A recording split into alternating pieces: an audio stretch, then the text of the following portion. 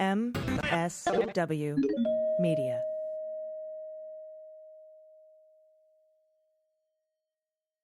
Thanks to Athletic Greens for supporting the Daily Beans. I take AG1 by Athletic Greens literally every day. If you're looking for a simpler and cost-effective supplement routine, Athletic Greens is going to give you a free 1-year supply of vitamin D and 5 free travel packs with your first purchase. Just go to athleticgreens.com/dailybeans. News with swearing. Daily Beans, Daily Beans.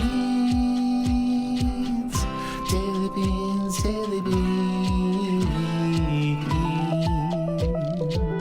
Hello and welcome to the Daily Beans for Thursday, February 23rd, 2023. Today, Special Counsel Jack Smith has subpoenaed Ivanka Trump and Jared Kushner. Arizona's Republican Attorney General concealed records debunking election fraud claims. We have results in the Wisconsin Supreme Court primary election, and Russia propagandists are buying up blue check marks on Twitter. I'm your host, Allison Gill. Hey, everybody, it's AG. Dana is still out, but I'm going to be joined later by the amazing duo Frangela, hosts of the Final Word and Idiot of the Week podcasts, and we're going to discuss today's news. GOP lawyers, by the way, are preparing to file motions to quash future indictments out of Georgia because of the four-person, the grand jury, special purpose grand jury four-person, Ms. Coles, who's been making a media tour because of her public statements. And now the GOP lawyers are saying they want to file motions to quash future indictments from the Georgia special purpose grand jury. But the special purpose grand jury doesn't issue indictments, and you can't quash an indictment that hasn't happened yet. So we're going to discuss that on the next Cleanup on Aisle 45 pod with Pete Strzok next Wednesday. The first episode with Pete Strzok is out now. You can get it wherever you get your podcasts. And thanks for listening. All right, we do have a lot of news to get to today. A lot. So let's hit the hot notes. Hot notes. First up from Mike Schmidt, Maggie Haberman at the New York Times. Former President Donald Trump's daughter, Ivanka, and his son-in-law, Jared Kushner, have been subpoenaed by the special counsel to testify before a federal grand jury about Mr. Trump's efforts to stay in power after he lost the 2020 election and his role in a pro-Trump mob's attack on the Capitol on January 6, 2021. That's according to two people briefed on the matter. That is the most important line in this story. I mean, it's important that they were subpoenaed, for Trump's efforts to stay in power. But I think this is actually the first time we've heard public reporting that the special counsel is investigating Trump's role in the physical attack on the Capitol. Other than, some of the rioters being questioned by Department of Justice officials and investigators about any role Trump played with them. But this is very specific, and it's not being really talked about in the media. So I just wanted to draw your attention to that. I think this is the first indication that there is an investigation into Trump's role, his role, in the physical attack on the Capitol. Now, the decision by the special counsel, Jack Smith, to subpoena Ivanka Trump and Kushner underscores how deeply into Trump's inner circle Smith is reaching. And this is the latest sign that no potential high-level witness is off limits. I think that maybe the Pence subpoena probably showed that. This disclosure about the subpoena comes 2 weeks after it was revealed that Pence was subpoenaed to testify before the grand jury. Pence plans to fight the subpoena, invoking his role as the president of the Senate to argue that it violates the speech or debate clause of the Constitution. It's unclear whether Trump will seek to block Ivanka and Kushner's testifying on the grounds of executive privilege. He has tried with some other witnesses. Both of them served as White House officials in the Trump administration. Trump declined to try to stop them from testifying before the 1-6 committee, so we'll see what happens here. And from Sanchez and Stanley Becker at the Washington Post, nearly a year after the 2020 election, Arizona's then Attorney General Mark Brnovich launched an investigation into voting in the state's largest county, Maricopa County, that quickly consumed more than 10,000 hours of his staff's time. Investigators prepared a report in March 2022 stating that virtually all claims of error and malfeasance were unfounded, according to internal documents reviewed by the Washington Post. Now, Brnovich, a Republican, kept that report private. In April, the Attorney General, who was running the GOP primary, he was running for Senate, released an interim report instead, claiming that his office had discovered serious vulnerabilities. He left out edits from his own investigators refuting his assertions. His office then compiled an election review summary in September that systematically refuted accusations of widespread fraud. and made clear that none of the complaining parties, from state lawmakers to self-styled election integrity groups, had presented any evidence to support their claims. Brnovich left office last month without releasing the summary. The timeline emerges from documents released to the Post this week by Brnovich's successor, Chris Mays, a Democrat who was elected in the midterms in 2022. She said she considered the taxpayer-funded investigation closed, and earlier this month notified leaders on Maricopa County's governing board that they were no longer in the state's crosshairs. The records show how Brnovich used his office to further claims about voting in Maricopa County that his own staff considered inaccurate.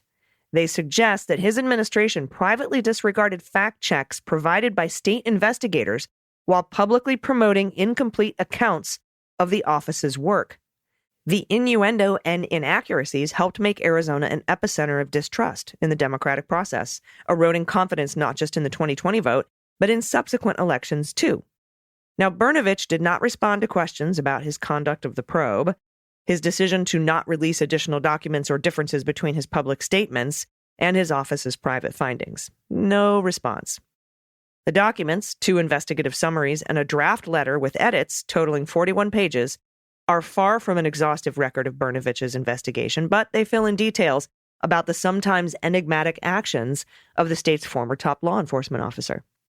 Brnovich quickly affirmed then-President Trump's loss in Arizona in November of 2020, angering fellow Republicans, and he went on to resist Trump's efforts to overturn the vote, but he flirted with claims of election fraud as he courted GOP support over the subsequent 2 years, trumpeting his interim report on a far-right radio show, saying, "It's frustrating for all of us," quote, "because I think we all know what happened in 2020. It was only in the final days before November of 2022, several months after Brnovich had lost his Senate primary, that he began to denounce politicians who denied Trump's defeat, calling them clowns, engaged in a giant grift. In releasing materials that Brnovich's administration has kept from public view, Mays, the new attorney general, says she was reorienting the work of the Attorney General's office away from pursuing conspiratorial claims of fraud and toward protecting the right to vote, investigating the few cases of wrongdoing that typically occur every election, and preventing threats against election workers. Quote, "The people of Arizona had a right to know this information before the 2022 election," she said in an interview. "Maricopa County election officials had a right to know that they were cleared of wrongdoing. And every American had a right to know that the 2020 election in Arizona, which in part decided the presidency, was conducted accurately and fairly." The records released this week represent a fraction of the thousands of pages produced by investigators and attorneys during the investigation, including additional material from drafts of reports and interviews and correspondence with witnesses and election officials. Mays' staff is reviewing those documents and is redacting sensitive information before making them public in the coming months. That's according to Richie Taylor, her spokesperson.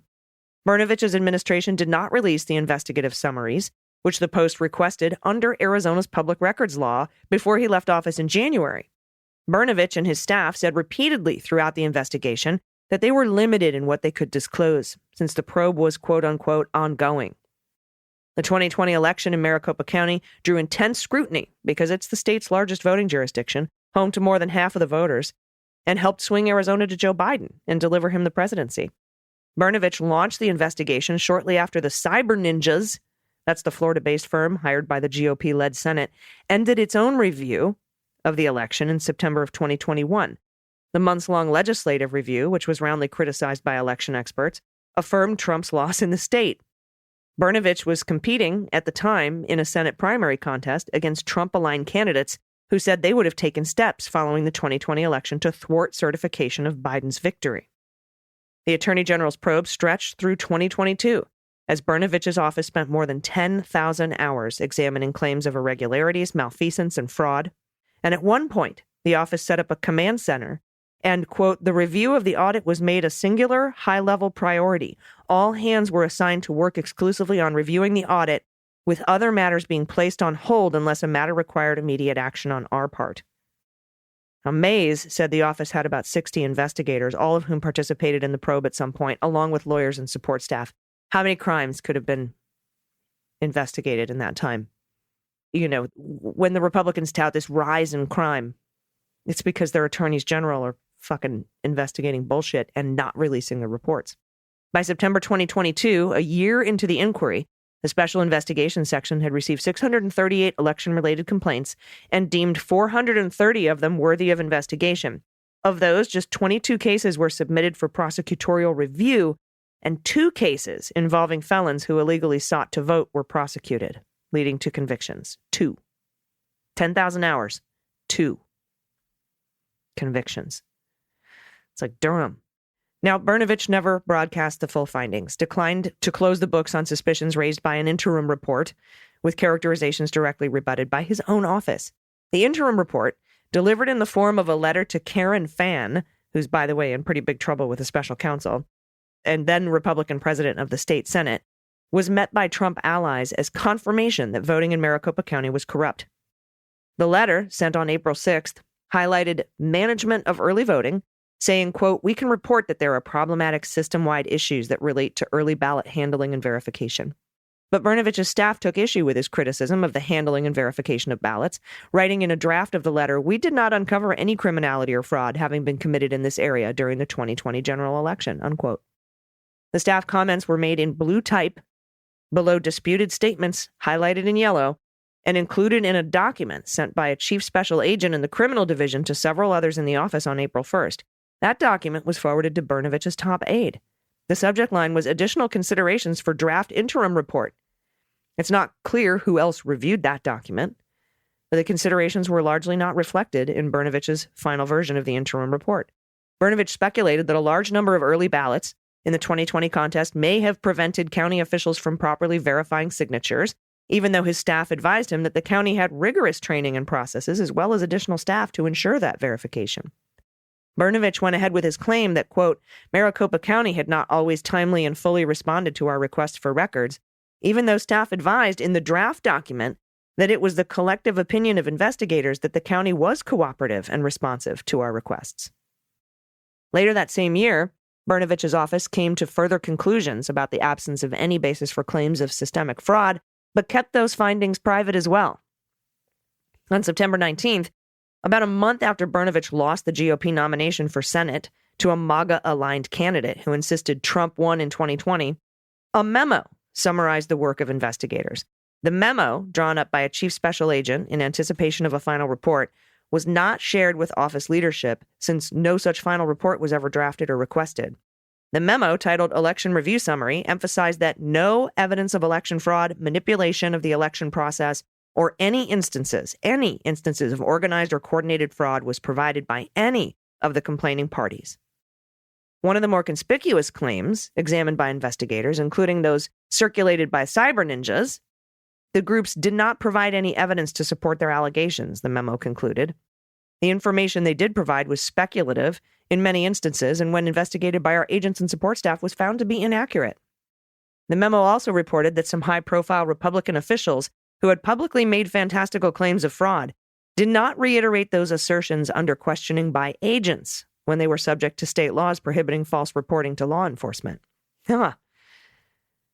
Again, saying one thing into the public, saying something else when you're under oath. Mark Fincham, then a state representative who later ran unsuccessfully for Secretary of State, had repeatedly claimed that a source told him that more than 30,000 fictitious votes had appeared during the general election in a county south of Phoenix. But when questioned by agents, he didn't repeat that claim, specifically stating he did not have any evidence of fraud and that he did not wish to take up our time, unquote. Fincham provided 4 ballots that he said reflected a flawed voting process, but those ballots had not been counted and were unopened. Sonny Borelli, a GOP state senator who had alleged a cover-up of election irregularities, did not repeat those claims during an interview, but did provide what he said was the name of a deceased voter. Investigators learned that the alleged deceased voter was alive and had not voted and was not a resident of Arizona. Investigators sought a meeting with Wendy Rogers, Republican state senator and vocal election denier, who now chairs the chamber's election committee. But Rogers refused to meet, the report said, saying she was waiting to see the perp walk of those who committed fraud during the election.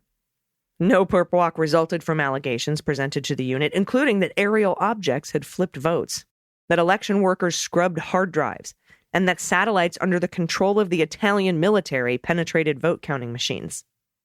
So, absolute bullshit, total exoneration of Maricopa County. I can't wait to talk to Adrian Fontes about this. And thanks to the new Attorney General Mays in Arizona for bringing this to light. And the stage for Wisconsin's pivotal April Supreme Court election is set after Milwaukee County Judge Janet Protasiewicz and former Supreme Court Justice Dan Kelly emerged as the top two vote-getters in Tuesday's four-way primary. With 94% of precincts reporting, unofficial results reported by the Associated Press showed that Protasiewicz had 46% of the vote, followed by Kelly with 24%. Waukesha County Judge Jennifer Darrow came in third with 22%, followed by Dane County Judge Everett Mitchell with about 8%. So if you add up the two liberal judges, we have 54%. And if you add up the two conservative, we've got 46% total. Tuesday's results placed Protasiewicz and Kelly on a collision course toward what will be one of the most closely watched elections in the country this year. While the race is officially nonpartisan, Protasiewicz is backed by Democrats and Kelly by Republicans. The campaign is expected to shatter spending records for Wisconsin Supreme Court races, and it could quite possibly break the national spending record for a state Supreme Court contest. The prize attracting so much attention is a 10-year term on Wisconsin Supreme Court, where the winner will decide the high court's ideological balance. A Kelly victory would preserve the court's 4-3 conservative edge, while a Protasiewicz win could give liberals a majority for the first time since 2008. The consequences of Wisconsin Supreme Court race are hard to overstate. Should Protasiewicz win the general election on April 4th, the court could revisit its 2022 redistricting decision that helped Republicans grow their already lopsided majorities in the Wisconsin legislature. Justices could also overturn Wisconsin's pre-Civil War abortion ban. So, very important. And finally, accounts pushing Kremlin propaganda are using Twitter's new paid verification system to appear more prominently on the global platform. Another sign that Elon Musk's takeover is accelerating the spread of politically charged disinformation. And this is according to a nonprofit research group. The accounts claim to be based outside of Russia so they can pay for verification without running afoul of U.S. sanctions. But they pass along articles from state-run media, statements by Russian officials, and lies about Ukraine from Kremlin allies, according to the research group Reset, which shared its findings with the Post. One of the accounts describes itself in English as no woke, no BLM, no gender pronouns, just anti-imperialism. Purporting to be based in San Francisco, its profile picture shows a blonde woman wearing a fur hat with a hammer and sickle badge. Another account's biographical blurb says, doing my part to stop Western support for the Ukrainian war machine, one taxpayer at a time. It regularly tweets videos that says it shows Russians killing Ukrainian soldiers. Most of the dozen such accounts identified by Reset were created last year during the first phase of the war in Ukraine. Archived web pages show the accounts lacked blue check marks until recently, after new owner Elon Musk introduced a pay-to-play model and said he would phase out the legacy verifications that have identified politicians, journalists, and other notable figures, and weeded out imposters.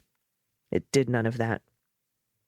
Musk has said that in the future, tweets and replies from such paid subscribers will be featured even more prominently in Twitter's newsfeed and search.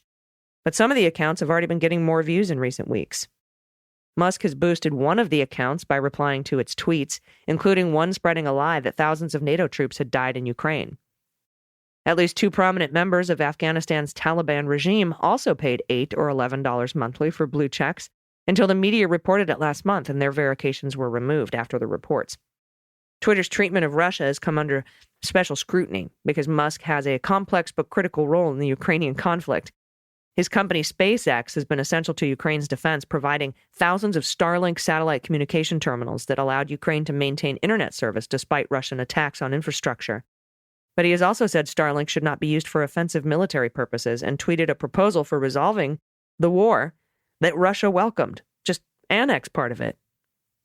That's his peace plan, same as Trump's. And Starlink, by the way, he's been jamming it purposefully so that it can't communicate signals for drones. He says drones are offensive. I say they're defensive. But the big thing here is he's saying, well, I have a moral obligation, which is bullshit because just last December, a couple of months ago, he created Star Shield, which is just Starlink, but for war. That would allow drone communication. But we would have to have a whole new contract and buy that. Starlink has the capability to do it. In addition to human-powered troll accounts, Automated accounts have been pushing pro-Russian disinformation, according to longtime researcher Mark Owen Jones, a professor at Hamad bin Khalifa University in Qatar. Jones found that a key group of influencers promoted a conspiracy theory that the United States caused the Turkish earthquake as punishment for the country's opposition to expanding NATO, and that their tweets were amplified by thousands of accounts, including hundreds of accounts that were created simultaneously over a few days in October and in April. I have been fucking saying this. I have pictures. I have documentation of the Elon bot accounts, all created in April 2022 and October 2022. They're all that, all of them. And I was followed by thousands of them. They swarmed me. I told you. Nearly 1,000 of these amplifiers have also tweeted that Ukrainian leader Volodymyr Zelensky is a war criminal. This subset was predominantly MAGA accounts, he said, referring to those with the acronym or other keywords favoring Trump supporters in their biographies. What made this group interesting is that they were created in a short space of time, which looks anomalous, i.e. potentially propaganda accounts. I feel like every time I say, look at all these accounts, no photo, fewer than 5 followers. They only reply and retweet. They don't have any original tweets, and they were all created in April and October of 2022. Look. Everyone's like, you're crazy. Am I? Maybe, but not about this. All right, we'll be right back with Frangela. We're going to talk about the blue check Twitter stuff. We're going to talk about the Javanka subpoenas. Stay with us. After these messages, we'll be right back. Hey everybody, it's AG, and I take AG1 by Athletic Greens every day. I started taking Athletic Greens because I wanted to boost my gut health and give my immune system some support.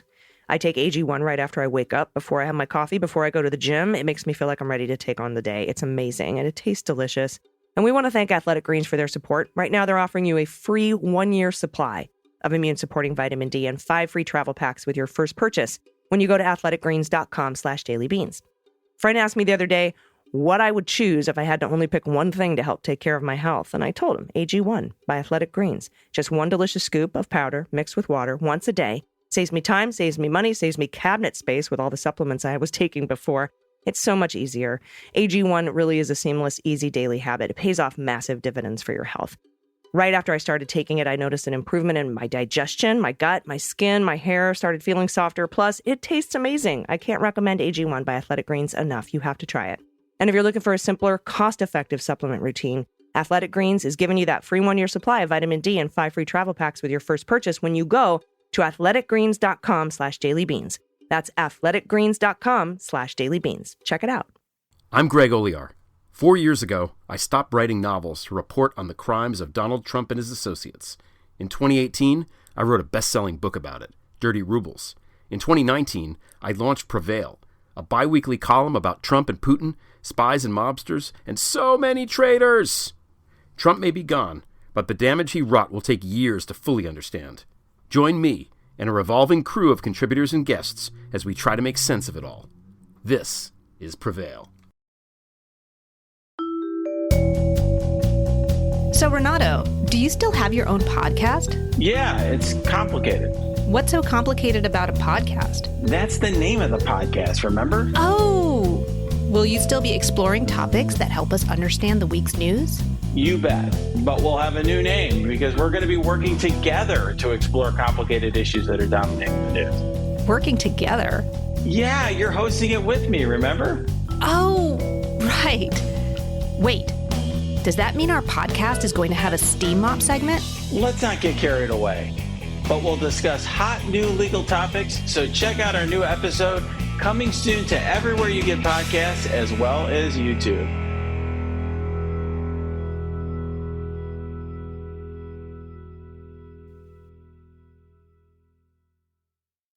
Hey, everybody. Welcome back. I am so excited today. I am joined by the hosts of the Final Word podcast and Idiot of the Week podcast. Frangela, hello, ladies. Hello. Thank you so much for having us. I've been dying to hear your take on the breaking news today. There's a couple of stories I wanted to ask you about. First of all, Ivanka and Jared have been subpoenaed to testify before the federal grand jury by the special counsel. And I was wondering what your hot take is on this, because it's been a minute. Let me tell you, I can hear the calling of glory. Let me tell you, we need to get into this vibe of them being called out. And this is just the beginning of the deliciousness. Mm-hmm. Oh, I love it. I love it. I've been looking at hats because I'd like to wear a different hat for every day that they have to testify. Just, like a church hat, my crown. Yes, your crown, girl. I want to wear my black lady crown to enjoy it, because when rich, white, spoiled, awful people like them get dragged in, Black Angel gets its wings. I'm telling you, beautiful. The ancestors are calling out, going, hallelujah! I can't wait to watch them walk in on a subpoena, because finally, somebody is going to call these people out. Mm-hmm. They should let regular people ask one question. Yeah, if I were in there, I'd be like, "What's up with the $2 billion you got from the bone cell Thank you, fellow?" Allison. Yes. Thank you. That's you, why you Allison. the head bitch. That's why you the head bitch in charge. Thank you. Yeah, where that money? You know what, Where that Allison? That's so black. That's pure blackness. Where that money? You know what? And I could totally hear your neck rolling. Excuse me, where that $2 billion? I know you don't think you're gonna get paid and not talk about that $2 billion. I know you don't think that. Yeah, unfortunately, they're probably not going to ask him about that in this particular grand jury setting. Although they might. I mean, they can ask him anything they want. But, we recently learned, right, that Mike Pence had been subpoenaed, and then he's going to fight this subpoena with a pretty novel and not a totally ridiculous argument that he might be covered under the speech or debate clause. And I think he would end up losing that. But that is something that the Supreme Court might hear, which could drag stuff out forever. So if I'm Jack Smith, I'm thinking, how can I do this without Pence's testimony? And Ivanka is probably the closest thing you have to what took place in those phone calls. Do you know what I'm talking about? So that's I'm wondering if that's why he went this way. Yeah, because somebody got to tell the truth, okay? And her name is Javanka. Mm-hmm. Yeah. Okay? Yeah, I agree. And she was a little bit not forthcoming with the January 6th Select Committee. So it'll be interesting to see. No, she was not. She was a little bit constipated in her languaging about her papa. Yeah, so maybe with in front of a federal grand jury, that might be a little different, because it's a little harder to fight a federal grand jury subpoena than it is to fight a congressional subpoena. All right, so with that in mind, you bring up a great point. If regular people can just come in and ask one question, you got my $2 billion question. Angela, what would your question be? My question would be, do you hate Tiffany? I want to know about the real truth in the Trump household and what's going on with Marla Maples in that situation. Now that's my what do you call it? Entertainment Tonight question? Well, see, my question would be, your political question. What's your political question, girl? My political question would be, I would like to know about your patents in China. Would you like to explain the journey of those patents? Because it seemed very short and quick and fast and expeditious. And I would like to understand how that happened. Mm-hmm. Yeah, the China trademarks, that's definitely a very good question that I think we would all wish to know the answer to, especially since they're the ones who come out and say Biden and China and everybody, basically every accusation is an admission of guilt. So I hope if there are speaking indictments from the special counsel, we'll find out what information was gained from questioning Ivanka and Jared. But now I'd like to ask about this other story that I talked about earlier in the show. All of these Russian trolls, bots and actual people, signing up for blue checkmark verification, which you can just buy now, and then you can get priority in other people's feeds. Mm-hmm.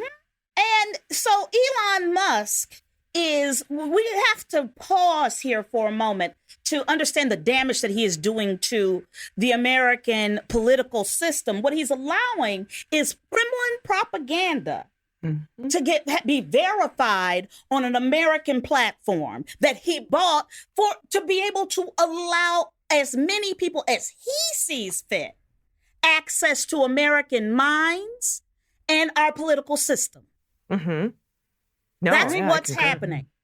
I think it's even further. I feel like it's time to ask, like, what do you call, Allison, you're an expert on this, what does it take to be called a foreign government's asset? Like, what does it take to be called, to be classified as an agent of a foreign government? Because at this point, it's not even just opening it up. He quite clearly, he is promoting those accounts. He is promoting these articles that are propaganda straight out of the Kremlin. He is, in my view, he is what we call an active foreign agent. And do active foreign agents have the legal right to own social media platforms in this country?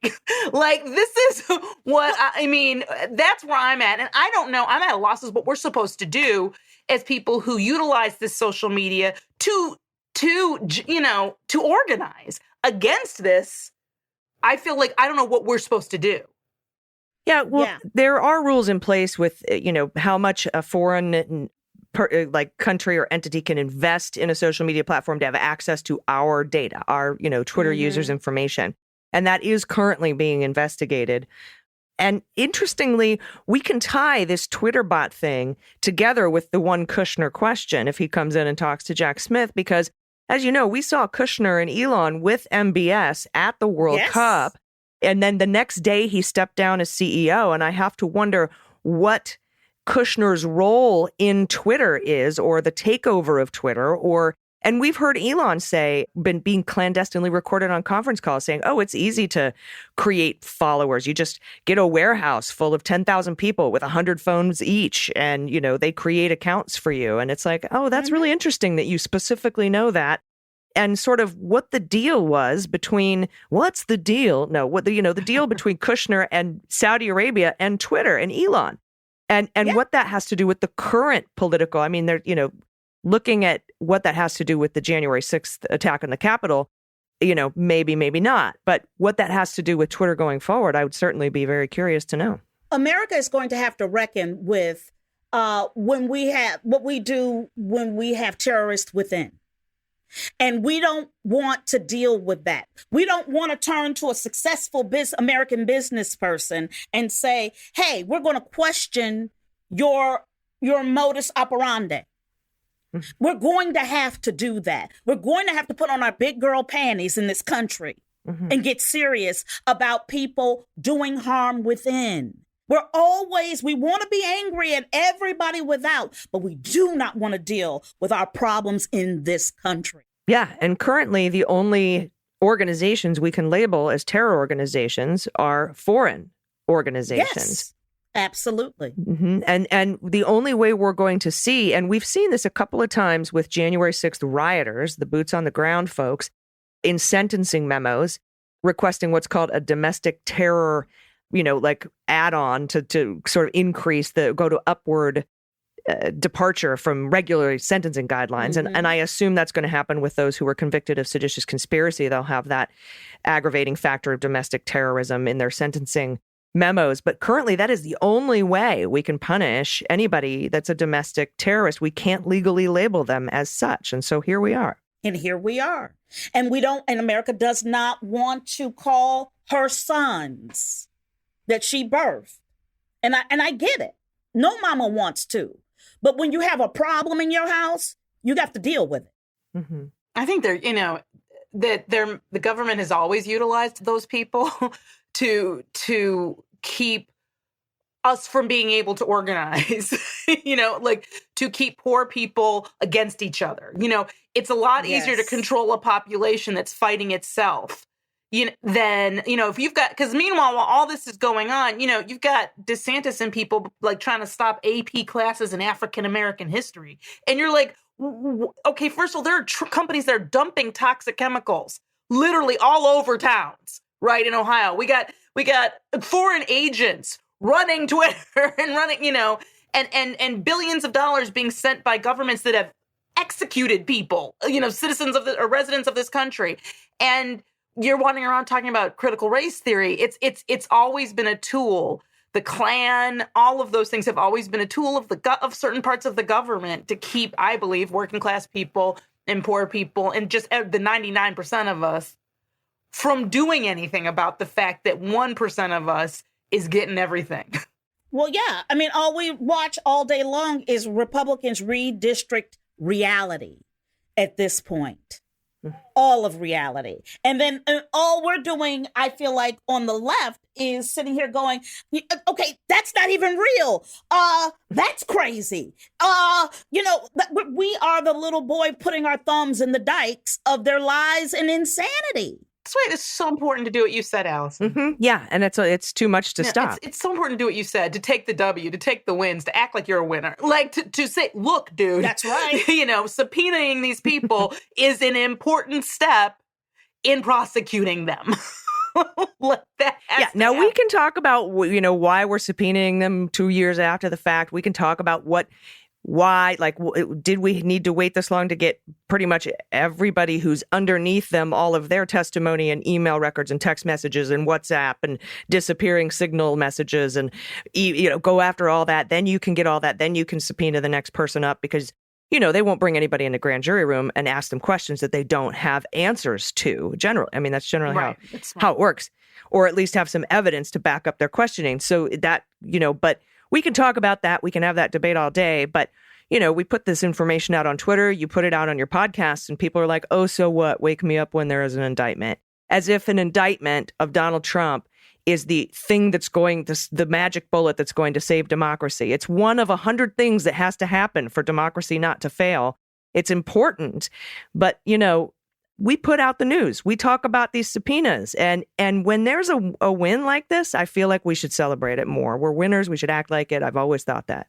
You're so right. And it is an action, Allison. Okay. And it's action along the way. We can't get to where we want to go without these indictments, and without the subpoenas. We can't get to the indictments until we have the subpoena. That's the first phase.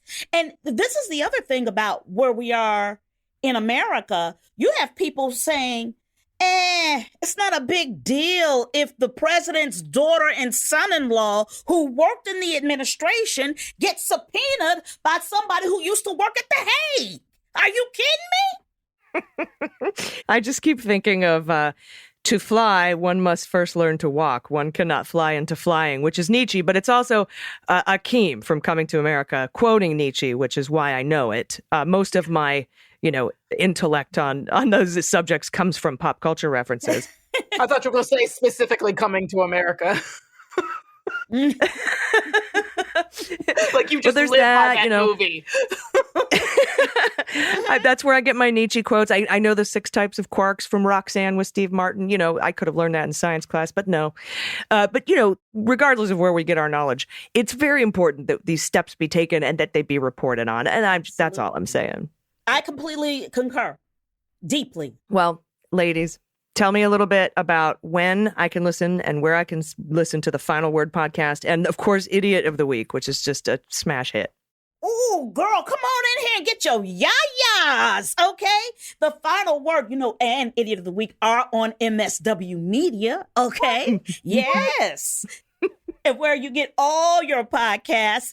And come on in to listen to the Final Word because we are rocking and rolling on politics every week. And when you then get done with getting your mind full, what else we got for you, Angela? Then we got the stupid because they need their time in the sun. It's our mission, as you know, Allison. We fight against stupid. And the way we do is we identify it and mock it. It's our calling. Mm-hmm. It's truly you never want to miss Sisters of Perpetual Mockery is Thank yes. You. See, have you been to a service? That's wonderful. I have. Sit, stand, kneel. Sit, stand, kneel. Mock, mock, mock. Sit, stand, kneel. Thank you. It's wonderful. We have a good time. We got a show this weekend. Yes, we are in Portland this weekend doing a show. We're recording our sophomore comedy album at the Curious Comedy Theater this Saturday night. Oh. So if you are in the Portland area, get your butt down and come hear history during Black History. Yes, and you should probably listen to the debut album first before you go and watch the sophomore recording of the second album. I think it's very important. Where can people get that? You can go to Kill Rock Stars, and we're up. It's called Resist. You can even just put it in. Put Resist and Frangela. Go ahead now. Very easy to find. I love you guys so much. Thank you for being here. And Thank you for having us. It's always a pleasure. And people can catch you everywhere. They catch you on stage, on the Steph Miller Show, and then, of course, Final Word, Idiot of the Week, and wherever else you're making your appearances. I appreciate your time today. Frangela, everybody stick around. We'll be right back with the good news. Everybody, welcome back. It's time for the good news. Who likes good news, everyone? Then good news, everyone.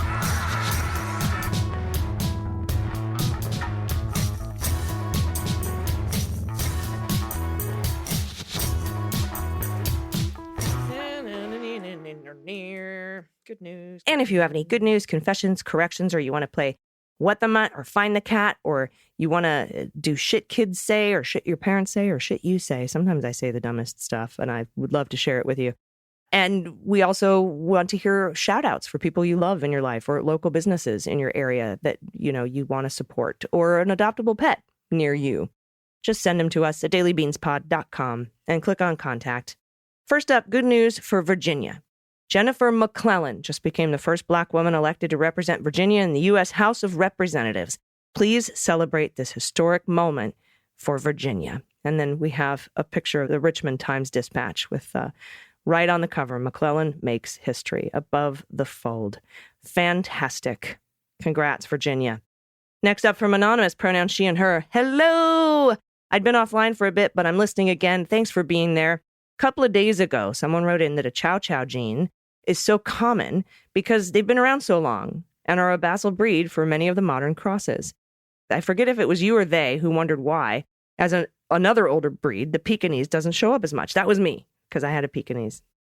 I expect it's because they were a royal breed, ownership restricted to imperial family members in the Forbidden City. As such, and as a house pet breed, they've only been, shall we say, out and about for a little over 100 years, as opposed to the more widespread working chows. Ah, that explains it. Yes, thank you. Good news, I've qualified for subsidized insurance, and I'm hoping for progress soon on my physical and mental issues so I can get to work. Thanks for creating the community I can share that with without judgment. You are welcome, and thank you. That is awesome. I'm so glad you've qualified for subsidized insurance. Fantastic. Thank you, Anonymous. Next up, another anonymous submission from she, her. Children really do say the darndest things. I work with children ages 3 to 6 in a Montessori children's house, and I hear so many sweet things. Last week, a 3-year-old was eating a muffin and asked another what it was. She told him and added, "You can come to my house and eat some." His reply was, "Oh, okay. Do you want to come to my house too? You can come to my house and snuggle with my mom." Oh, that punched me right in the heart. So sweet. They're funny and sweet things these children say every day, and I'm so grateful to have been able to make a career change at 50 in order to be around them. That is so cool. This has restored some of my faith in humanity that I had lost in the first year of the pandemic, as have you all. And thanks so much to people who have donated subscriptions. I know it's a free show, but I appreciate not having to listen to ads. Hopefully I can return the favor to another listener someday. Anonymous, thank you. And thank you to all of our patrons who have donated a year's subscription, a year's premium subscription. That is the coolest thing. We've had over, I think, 750 now. I think we're coming up on 800. If you want to sign up to get one of those free years or give, you can do that at dailybeanspod.com. Scroll down to patrons helping patrons. Next up from Robert, as in Robert, he, him. Hey, Beans Queens, not sure if you're aware, but one of the small walking parades of carnival season here in New Orleans is the Mystic Crew of Barkus, the highlight of the season for pup lovers like y'all. Crewofbarkus.org. That's Krewe of Barkus, BARKUS.org. It's a lovable bunch of weirdos celebrating all things canine. Oh, amazing. Thank you for this photo, too. Look at that hound dog with the ears. So adorable. I got to get it back out to New Orleans. Thank you for that. Lady of the Farm, pronouns she and her. Yay, Lady of the Farm. Long time no hear. This may be the youngest whoopee lovey, stuffy, whatever. Last week, I finished my most recent bunny, almost 1 minute ago, and the kids are already fighting over them. I've decided to name them Millennium Hand and Shrimp, or Bugrit for short. The lights here are a little screwy because of the plant growth light, but they are silver with rainbows in the ears and fluffy butt dongle. Each of the kids has one. I have made for them after our old house was destroyed and still bring them out to snuggle on the couch on rainy days. Look how beautiful. I love these. And the little pom-pom on the butt. Now I see it. That's so, so adorable. I love the colors. These are the newest. Yes, I would concur. A minute old are the newest whoobies, lovies, stuffies. Thank you. Oh, and look, there they are. Adorable. Thank you, Lady of the Farm. And thanks to everybody for submitting your good news today. If you have any good news you want to share with us, please do so by going to dailybeanspod.com and clicking on contact. My special guest tomorrow will be Greg Olear from the Prevail podcast. I'm very much looking forward to speaking with my good friend. And I told you it was going to be a busy news week. And also, I have created an account. Okay. So every time I post news on Twitter, I've, got like 600,000 followers now. Inevitably, there's hundreds of people who are like, when for example, I tweeted out today that Javanka, they were subpoenaed. Inevitably. Whatever, yawn, wake me up when Trump is indicted, wake me up when there's indictments, I don't care, whatever, stop, just wake me up when there's indictments. So what I did was I created a Twitter account called Indictments Only, is what it is, @indictments_only. And all I'm going to put on there is when people in these investigations that we're following are indicted. I mean, I'm going to put them on my main Twitter account too, but if you want to follow @indictments_only and turn on notifications, you can make it so you're only notified when there's indictments. And that way, everybody's happy. All right, everybody, I'll be back tomorrow in your ears. We'll see if anything massive happens out of Georgia between now and then. And until then, please take care of yourselves, take care of each other, take care of the planet, take care of your mental health, vote blue over Q, and bring someone with you. I've been AG, and them's the beans. The Daily Beans is written and executive produced by Allison Gill, with additional research and reporting by Dana Goldberg. Sound design and editing is by Desiree McFarlane, with art and web design by Joelle Reeder with Moxie Design Studios. Music for The Daily Beans is written and performed by They Might Be Giants, and the show is a proud member of the MSW Media Network, a collection of creator-owned podcasts dedicated to news, politics, and justice. For more information, please visit mswmedia.com. MSW Media.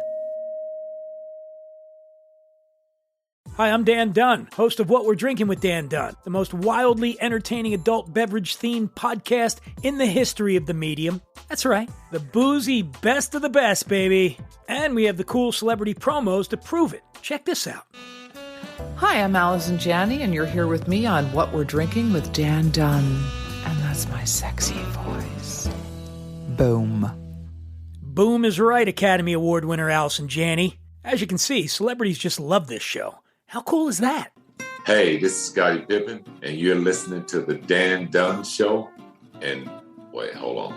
The name of the show is what? All right, sure. Scottie Pippen momentarily forgot the show's name, but there's a first time for everything. Hey, everyone, this is Scoot McNairy. I'm here with Dan Dunn on What Are You Drinking? What's it called again? Fine, twice. But famous people really do love this show. Hi, this is Will Forte, and you're, for some reason, listening to What We're Drinking with Dan Dunn. Now, what do you mean, for some reason, Will Forte? What's going on? Hi, this is Kurt Russell. Listen, I escaped from New York, but I couldn't get the hell out of Dan Dunn's happy hour. Please, send help. Send help? Oh, come on, Kurt Russell. Can somebody out there please help me? I'm Dita Von Teese, and you're listening to What We're Drinking with Dan Dunn. Let me try one more time. Come on. Is that right? Sorry. What we're No, drinking? It's amazing. It's Is it amazing. Right, It's just... Is it right? Ah, that's better. So be like Dita Von Teese, friends, and listen to What We're Drinking with Dan Dunn, available wherever you get your podcasts.